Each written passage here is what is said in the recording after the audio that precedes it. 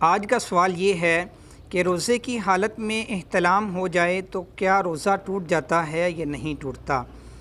دیکھیں کہ روزے کی حالت میں احتلام ہو جانے سے روزہ نہیں ٹوٹتا، لہٰذا اگر روزے کی حالت میں احتلام ہو جائے تو غسل کر لینا چاہیے،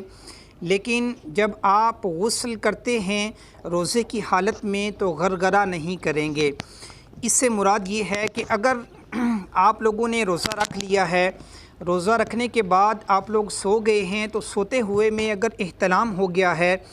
تو احتلام ہونے سے آپ کا روزہ نہیں ٹوٹے گا، اس لیے کہ یہ انسان کے اختیار میں نہیں ہے۔ تو اگر بندے کو غسل فرض ہو جاتا ہے